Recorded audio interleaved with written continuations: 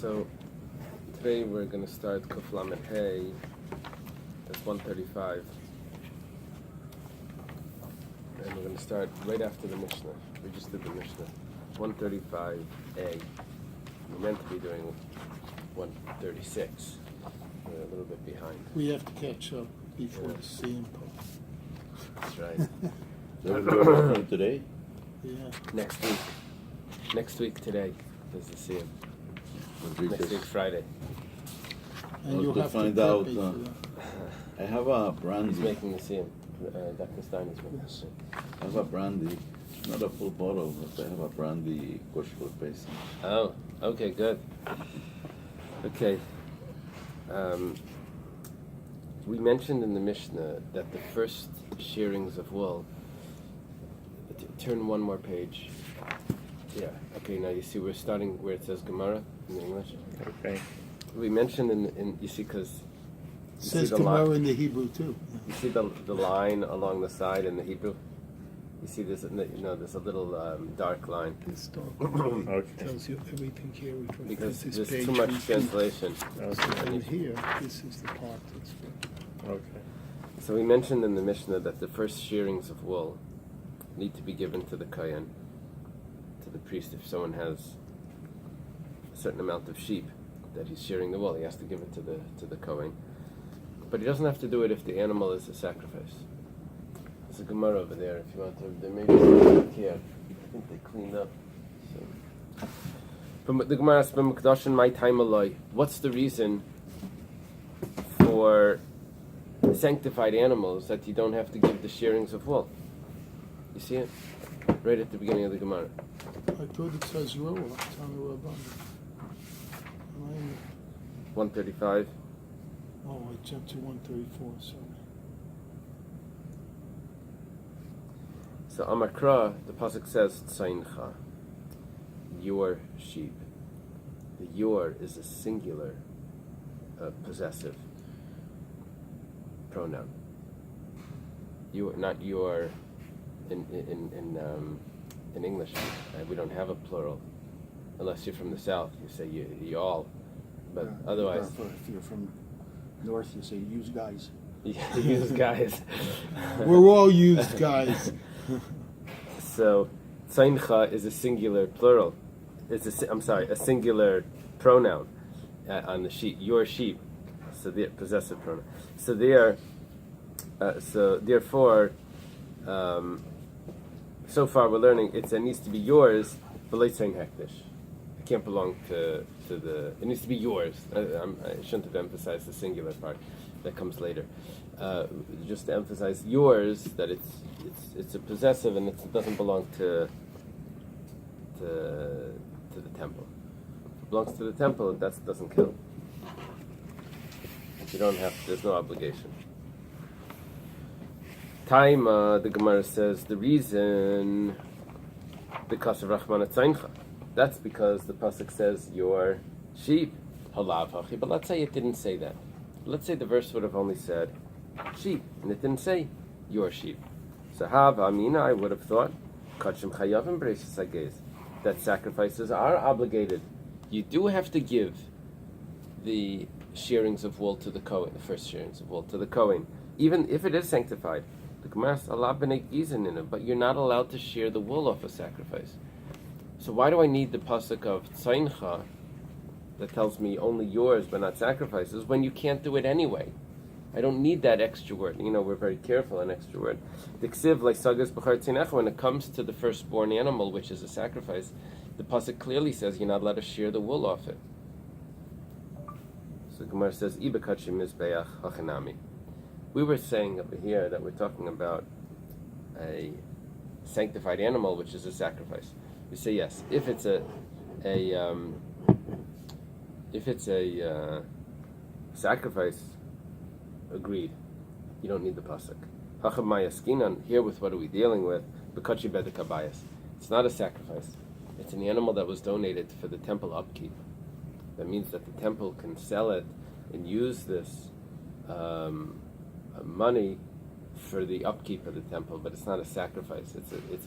You can give donations to the temple, and it doesn't mean that it's a sacrifice. The Gemara asks, Well, Amar, it must be Rabbi Lazar. Kachi bedek Bais assume gizav aveda. But Rabbi Lazar says that you can't shear the wool or work an animal that's donated to the temple upkeep either. So why do we need a pasuk that tells me that you don't have to give the shearings of wool to the Kohen? You're not allowed to cut the wool. The Gemara answers that's only midrabanan. That's only rabbinic. Because biblically, you are allowed to cut the wool off an animal that's dedicated to the temple upkeep, and that biblical dispensation that you're allowed to cut the wool doesn't contain in it the obligation that you have to give the first shearings to the Kohen. You're exempt from that. You can cut the wool and not give it to the Kohen. Rabbinically, you can't cut the wool. Zalkadait Chamina could have entered your mind to say, and because biblically they are eligible to be for the wool to be shorn. So when you do shear the wool, you have to give to the Kohen. Tells us tzeincha, only your sheep that you have to give it, but not sheep that's dedicated to the temple. So I could have thought yes. Tzeincha tells me no. The Gemara asks, how I could have thought that I would have to give it to the Kohen. Torah tells me no. The Gemara asks, you can't give it to the Kohen. You sanctified it. Even if you can come up with an animal that you would be allowed to shear the wool, but you can't give it away because it's not yours. It belongs to the temple. You can't give it to the Kohen. Gemara says, Salkadait Chamina could have entered your mind that you can redeem it and give it to the Kohen.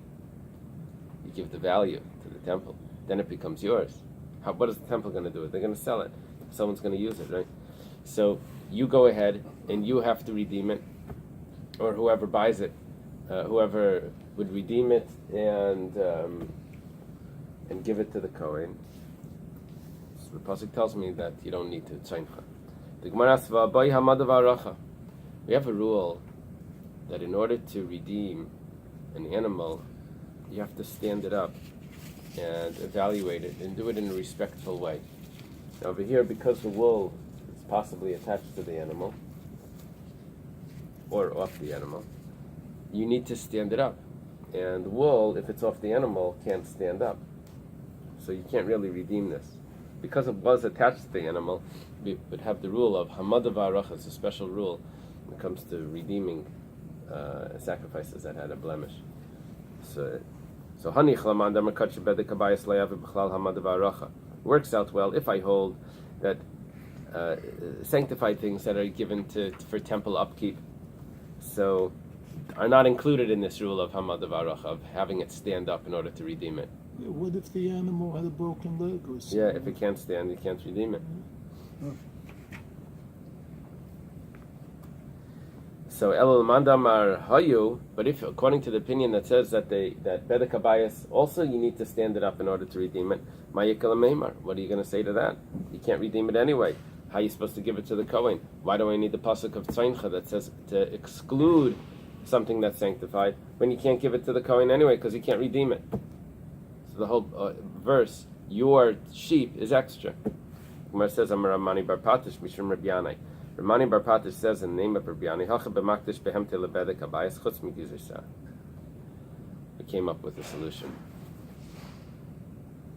You sanctified the animal, but when you sanctified it, you said, I'm sanctifying this animal for the temple upkeep without excluding, or saying excluding the wool that's on it. So the wool that's on it, you never sanctified. Salkadait Chamina could have entered your mind to say Ligazis Valesivla, that all you have to do now is cut it off, cut the wool off, and give the first shearings to the Kohen. So Amakrat Tzeincha Valetzein Shal Hekdesh. You have to look at what it's growing on. It's growing on a sheep. That sheep is not yours. That sheep belongs to the temple. So the pasuk says, sheep that's not yours, that belongs to the temple, the shearing of wool off it, even if the shearings of wool are yours, because you never sanctified the wool, you only sanctified the animal, right? You sanctified the animal and you left over the wool for yourself. So you're exempt. And that I learned from the pasuk. So all the questions are resolved now.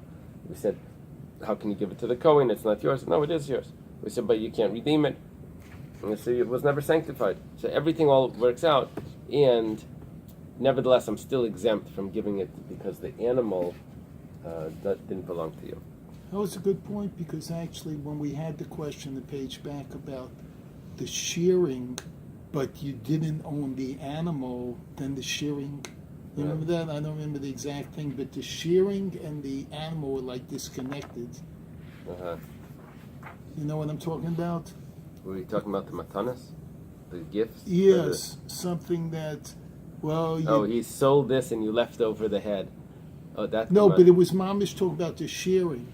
Oh. That because you didn't own the animal, that was okay, that you had the shearing. I don't remember the exact thing, but there was this disconnect between the animal's body and the shearing. This seems the same thinking.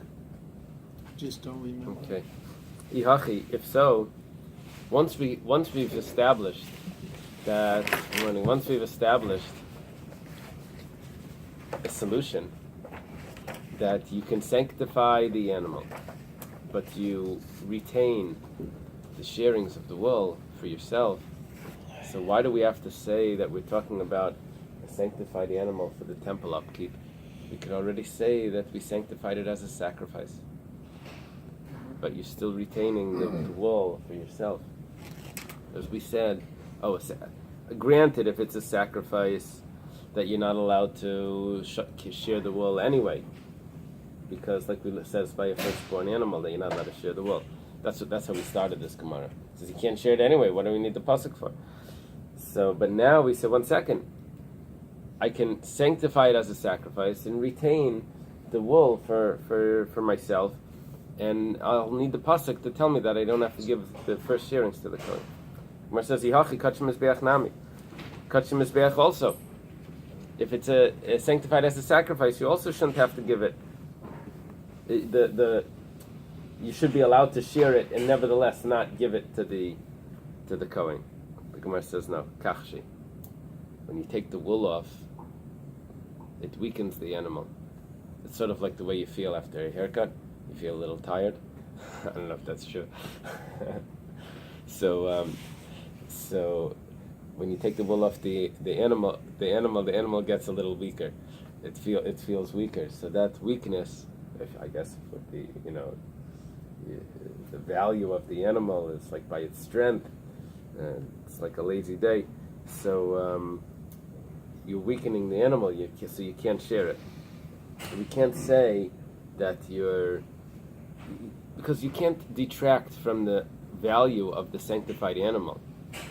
So even though the wool is yours, it was never sanctified, but you're taking away from the flesh, the value of the flesh of the animal by taking off the wool. It's losing its strength. I mean, my dogs have passed on, but I remember whenever I would have my dogs get a haircut, the day of the haircut afterwards, they would kind of retreat and just not feel the same. They psychologically felt, I guess, like their power, like Shimshon, their power is gone. Not the same, but mamish. Interesting. Yeah, I'm sure if you ask other dog owners or whatever.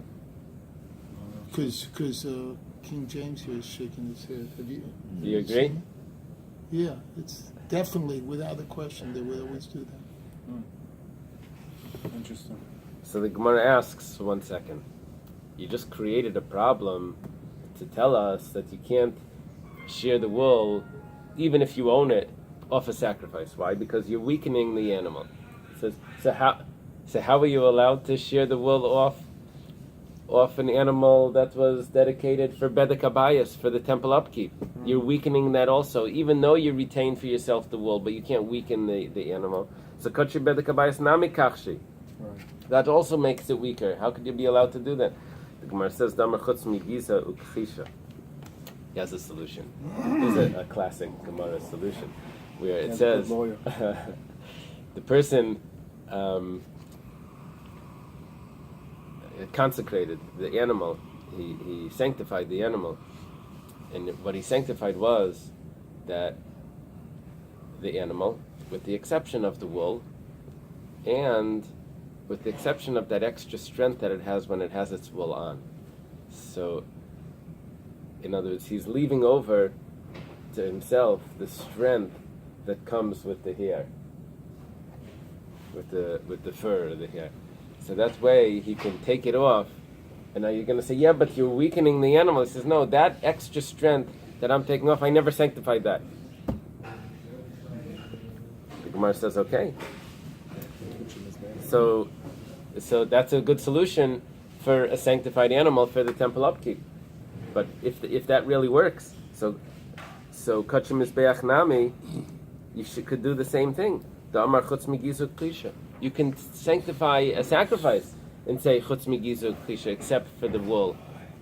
You consecrate the animal, and you say, with the exception of the wool and the extra strength that it has when it has the wool on, everything else is sanctified except for that. When he's making this exception of the wool, so the wool is on the animal, but the weakening didn't happen yet.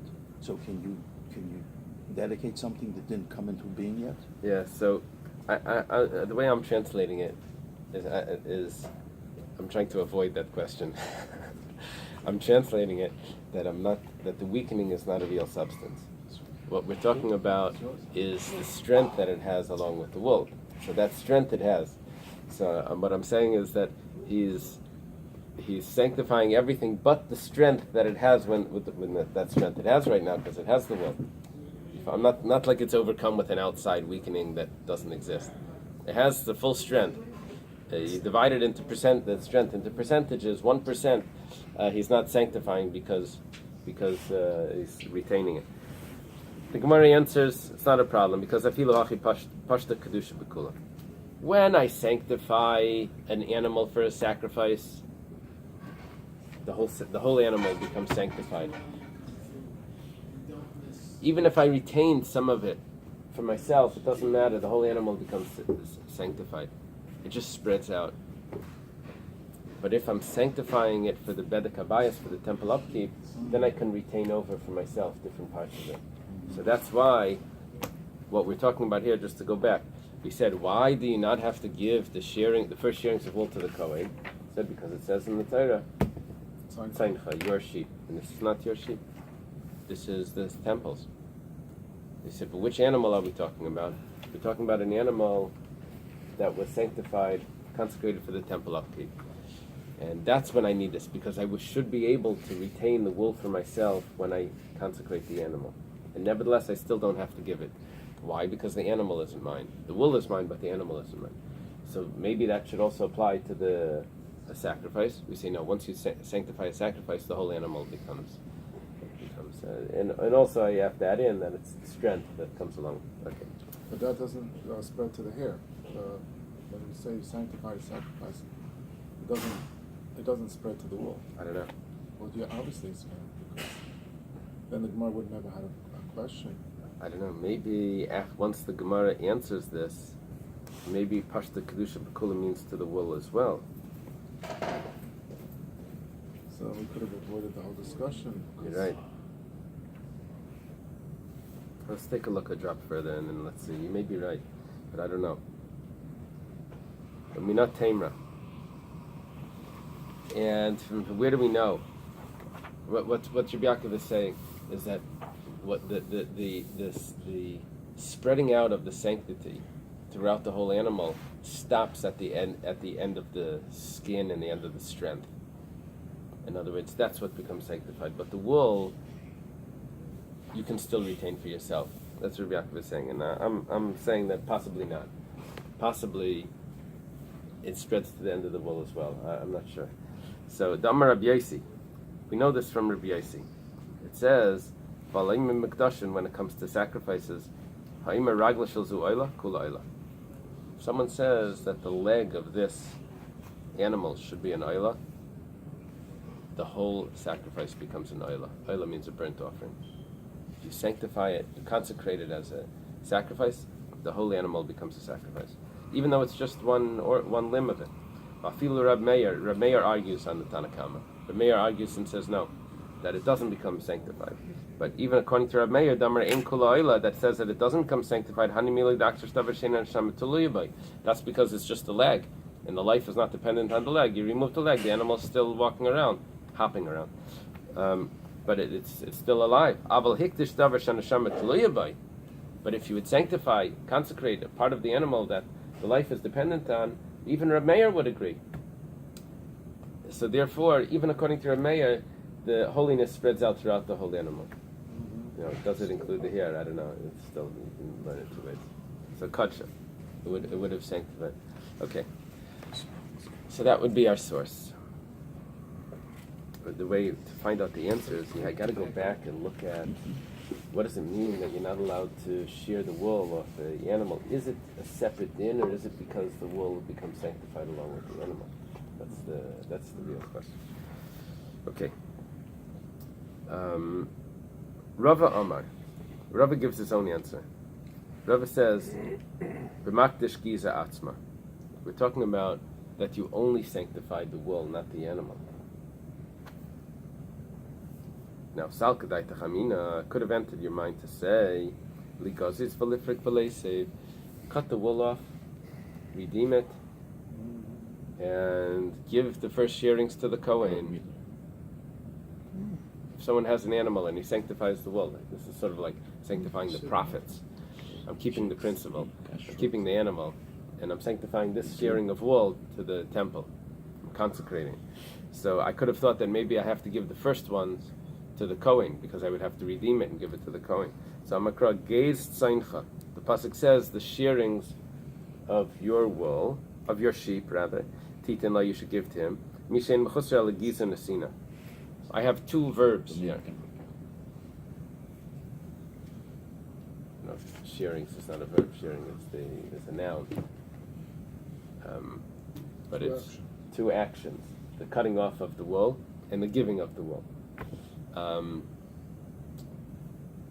So the Gemara says it needs to be, what do you need to give? Only something that all you need to do is to shear, is to cut it. But here, if you sanctify it, yatzazeh, it's excluding this case. Shemachusa gizu p'tiyu nesin. Over here, you have to shear the wool, redeem it, and then give it. And that it doesn't say in the pasuk. So therefore, we have an exclusion that you don't have to give to the Kohen anything that was consecrated, even if it was just the wool. The Gemara asks now, where did we learn this from? We learned it from the word gaze, tzeincha, and titen lai, which means to give it. But the word tzeincha, with that singular possessive pronoun tzeincha, that l'mayasa, what are you doing with that? Because the beginning of the Gemara, tzeincha was the limit, yours, not the temple's. Where it says, look at the Tanya. We use it for something else. It was taught in a brisa. Behemoth hashutfim chayav b'reishis hagez.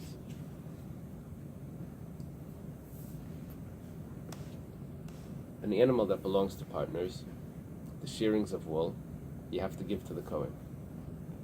The first shearings of wool, you have to give. B'reishis hagez. Rabbi Eily paiter. Rabbi Eily says you don't have to.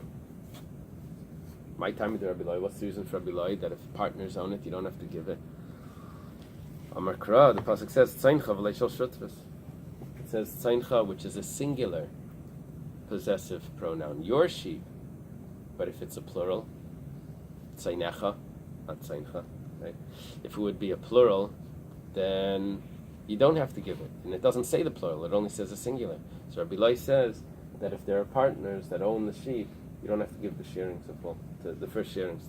So if one of the partners is the Kohen, he has no right to tell you who to give it to, because...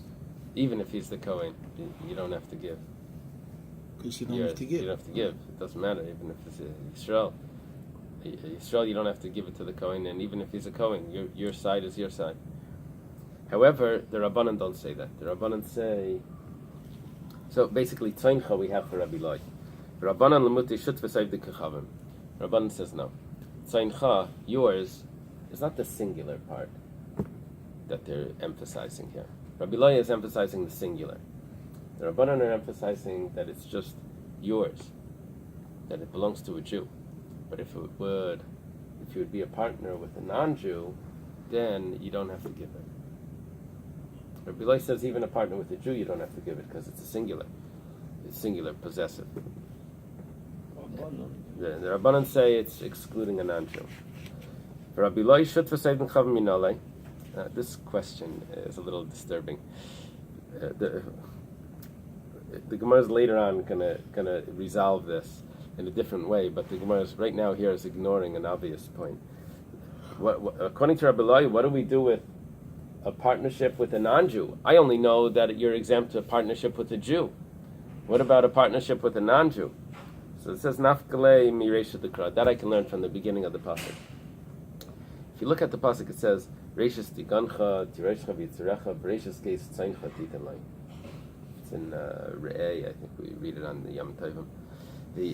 The first of your grain, of your wine and oil, and the first of your shearings of wool, you give to the Kohen, which is talking about truma. That comes from grain, wine, and oil, and it also is referring to the first shearings of wool.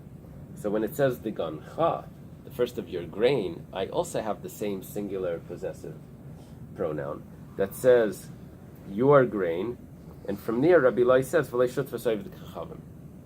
So because the beginning of the pasuk has it, that's good enough to tell me that a partnership with a non-Jew, I don't have to give the shearings of wool with that's partly owned by a non-Jew.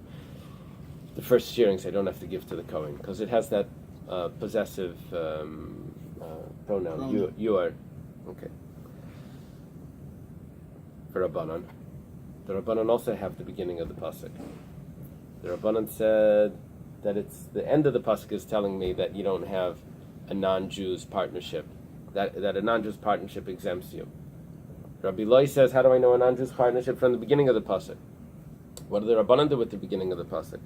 The Rabbanan say, Reishis hifsek inyan. I can't learn from the beginning of the pasuk because the pasuk said, Reishis digancha tireishcha v'yitzarecha, as a full phrase, the first of your grain, your wine, and oil, and then it repeats the word Reishis. And it says, V'reishis geis tzeincha, and the first of your... Now, that first, it could have done it like with a colon. The first of colon. Wine, oil, grain, wine, oil, and shearings of wool. Could have put them all in there, right?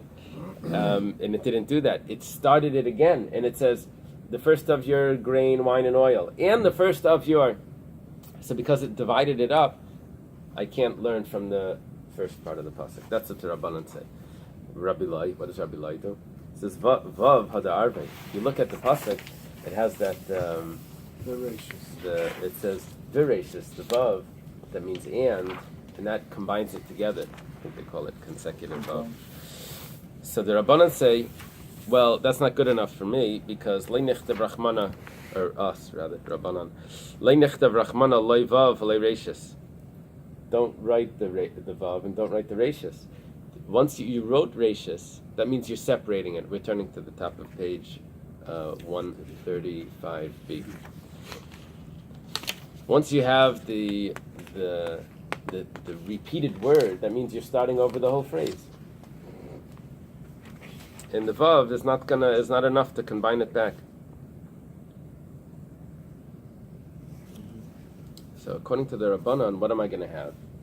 I'm going to have the gancha excludes partnership with a guy, with a non-Jew, and tzeincha excludes partnership with a non-Jew, and I don't have anywhere a source that a regular partnership exempts you from giving anything to the Kohen.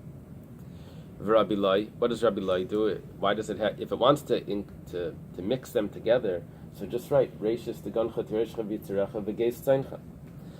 Aidi the high kedushas dam and high kedushas aguf pasuk lu v'hadar arvilu. This is, you have to recognize there's a huge difference between these two clauses in the pasuk. First clause is kedushas aguf. The truma is sanctified. No one is allowed to eat it other than a kohen. The first shearings of wool is just a value that you have to give to the kohen. It's not sanctified. The kohen can use it to make a garment and sell it. Truma, you can't sell it out. You can't. Only a kohen is allowed to eat it. So therefore, it has to be divided with a new reishis. And then I combine it back together according to Rabbi Eily to learn that any partnership is also. Well, first I learn the partnership with a non-Jew, and then I have an extra possessive pronoun to tell me partnership with a Jew. also exempts me. Okay, now the Gemara says, Iba Yesema. If you want, we could say a little differently. Because we asked on the rabbis, why don't the rabbis learn from Reishis the Gancha, from the first of your grain, to exclude a partnership? Well, first the partnership with the guy, and then that would exclude a partnership with the Jew. So, if you want, you could say, Shutz v'sayv t'chavim b'tshuma, Rabbanan chivim mechayvim. When it comes to Truma, the rabbis actually say that you're obligated if non-Jews own part of the grain. If you buy a field with a non-Jew, and so part of the grain is owned by a non-Jew, part is owned by the Jew, right? You get someone to invest with you. So the rabbis say Yechayev. The Tanya was taught in the Bais. Yisrael vayvid kechavim shalakhu sada b'shutvus. A Jew and a non-Jew, they buy a field as partners. So the first opinion says, the opinion of Rabbi, Tevel v'chulin muravn zebazeh. Divrei Rabbi. I have Tevel and Chulin mixed together. The non-Jew's grain has no requirement to remove the Truma and the tithes and all of that because a non-Jew owns it. There's no obligation on that. The Jew's part, there is an obligation on it. So now I have this mixture which becomes very complicated because when I take, I don't have a line down the field that says this is mine and Every this is his. molecule is Every piece is divided up. It's owned, but each piece is owned by both. You get the proton. So we're down to quarks nowadays. That's a whole quark. So the what do they call them? Muons and stuff, right? You know the things that, right? Is that what it's called? It gets complicated how to take truma off this if it's not obligated, because I can't take truma from something that doesn't have an obligation. You can take it from somewhere else, though. So according to Rabbi, the only way to do this is if I have another field that's privately owned, I can take truma off that and a little extra to cover the truma that I have to take off this. But I can never take off this to exclude that, to exempt that. So it gets complicated according to Rabbi because he doesn't divide it up, that you own this and you own that. Everyone owns everything together. However, Reb Shimon ben Gamliel, that's Rabbi's father. This son is arguing with his father here. He says, Shall Yisrael chai v'shal levin chavim pater. He says, no, it's divided up. You can take, in other words, he looks at it differently. He looks at a partnership that you own a certain amount, and that part is totally yours. It's not that everyone owns everything. There's two ways of looking at partnerships. Can I ask a question? Yeah. I know we're rushing, but these